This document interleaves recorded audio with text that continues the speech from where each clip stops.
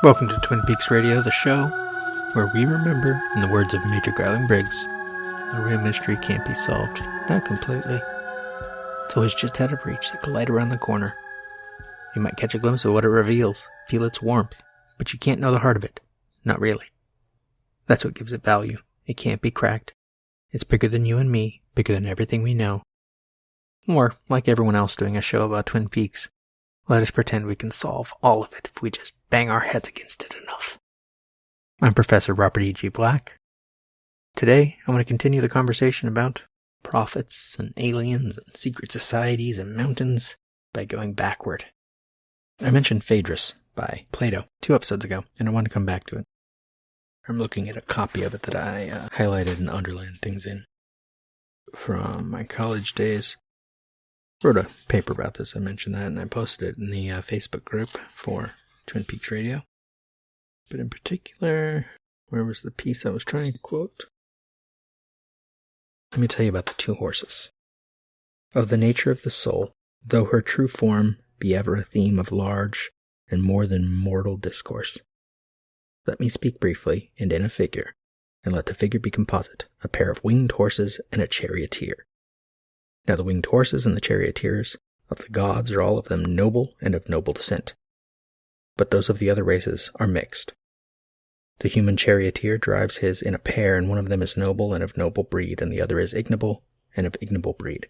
And the driving of them, of necessity, gives a great deal of trouble to him. Blah, blah, blah. Yada, yada, yada. You should read the whole thing sometime. It's actually fascinating. A little dry, but fascinating. I should read from my paper instead, is what I should do. Originally entitled From Plato to Homer, From Charioteer Myth to Shoulder Angel, a rhetorical look at our divided soul. The From Plato to Homer part was removed later because it was mostly a joke, because I start the paper with Homer Simpson. In the Simpsons episode, The Frying Game, Homer accidentally kills the endangered screamapillar living in his backyard, and out of thin air pops a small devil on one shoulder, a small angel on the other. They try to influence his choice, for bad, to hide the body, and for good, not, respectively. Oh no! I crushed that horrible bug!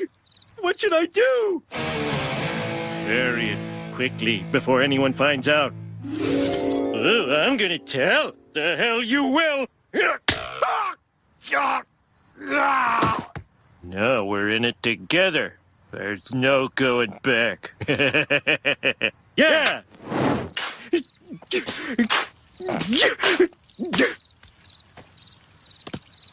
In the episode We're on the Road to Nowhere, Homer instead has Strict Homer, who looks like a futuristic police officer, and Fun Homer, who looks more like a clown. Dad, neither of us want to go. Why are you doing this? Where's the old carefree Homer who likes to cut loose? You mean Fun Homer? I'm afraid Serious Homer has him locked up till you're at your snooty torture camp.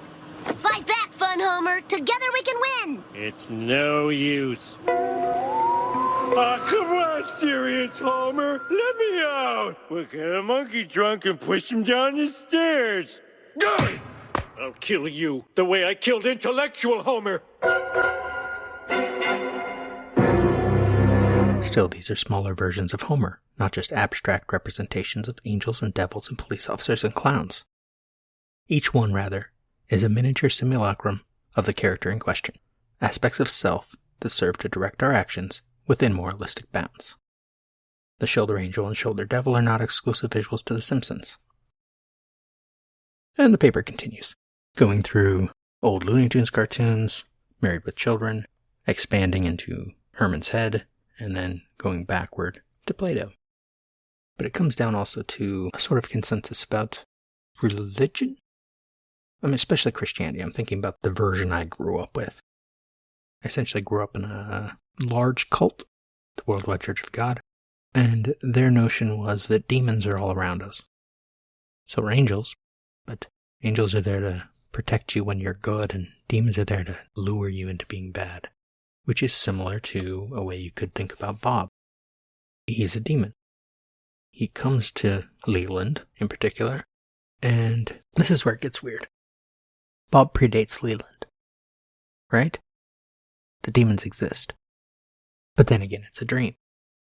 So they also might not exist. They might not be real. They might be things, that the names we give to the urges that come to us.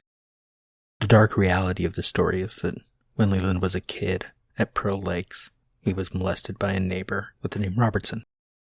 And then when Leland had a daughter, that cycle of abuse continued into the next generation, and Leland molested and raped his daughter and eventually murdered her. Bob is real, but Bob is just an influence. He's a driving force. He's not you. Leland was weak, and so he went along with this, gave in to the urges that Bob wanted him to give in to.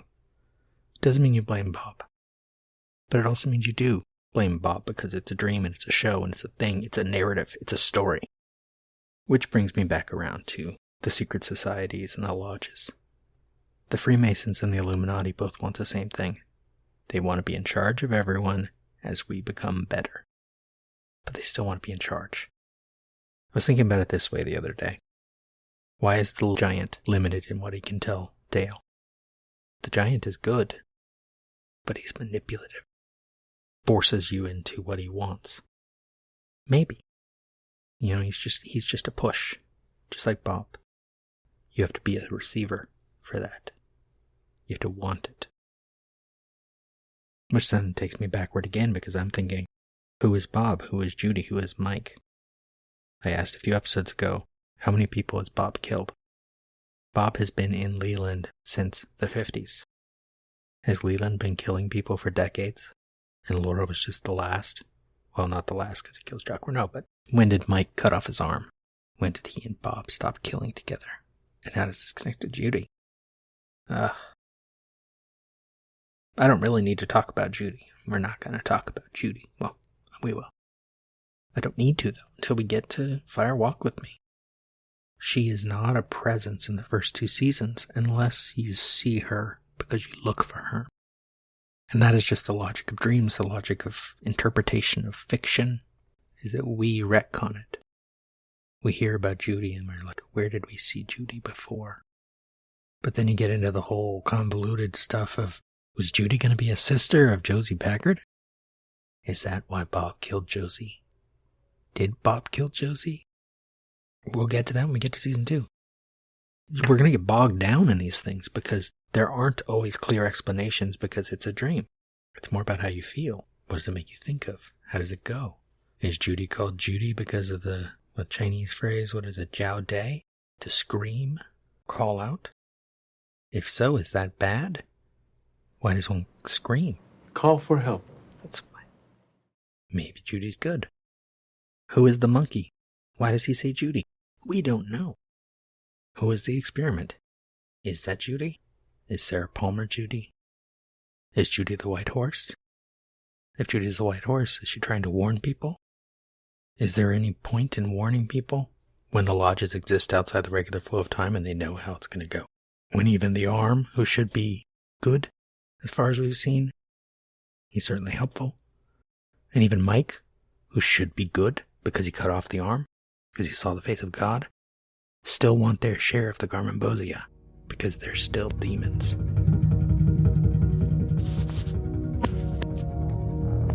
Bob, I want all my Garmonbosia. One more thing for this one. Bob. Why is he called Bob? This is where it gets fun for me. Because I think they just named him Bob because they wanted something simple. They didn't intend to explain him.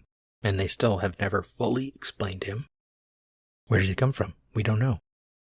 Some people interpret part 8 of The Return as an origin story, but it's not. Exactly. It's not an origin story because it isn't clear in the episode, I don't think. People were like, it can't be Sarah Palmer who gets the frog moth in her mouth because the timing's wrong, but the timing is fine. The explosion, the nuclear explosion that we see in slow motion that seems to connect in some way to the creation of Bob. Maybe he's just the latest. But has Bob only ever been in Leland?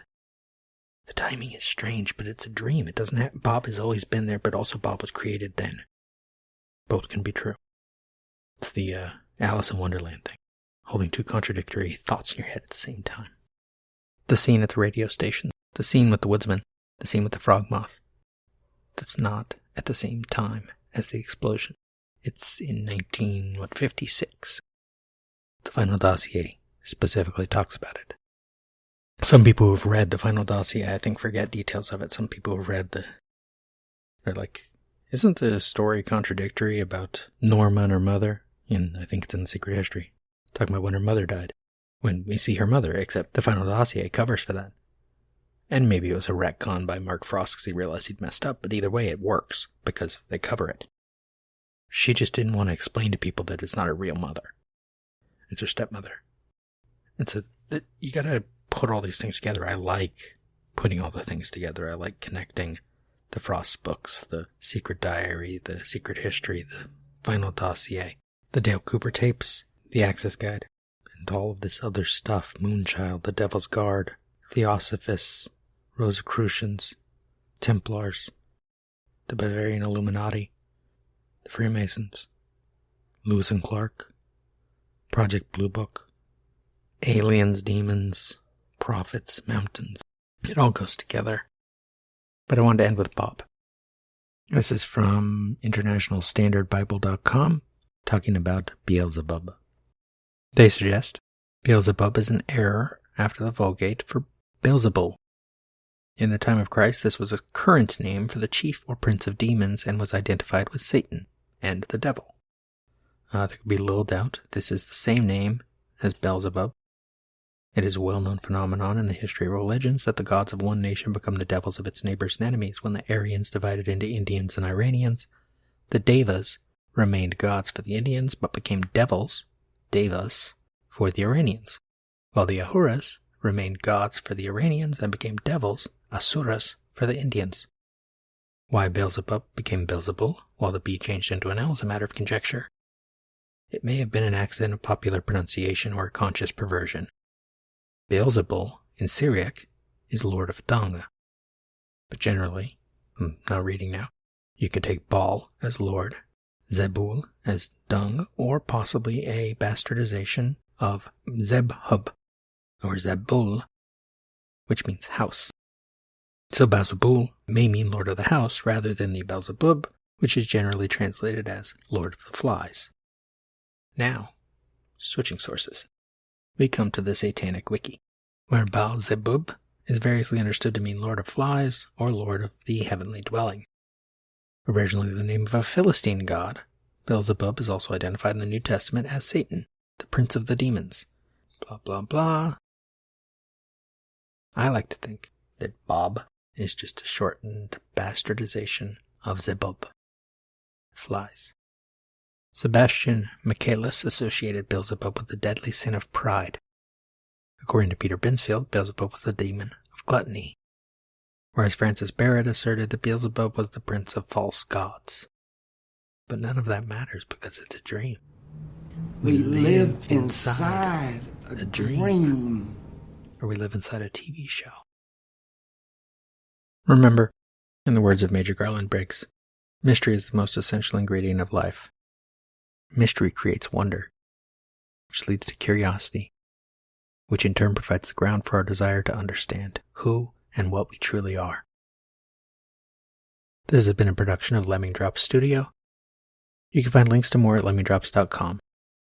Follow the show on Twitter at Peaks Radio, on Facebook and Instagram at Twin Peaks Radio, or join the Facebook group Lemming Drops Studio Tour.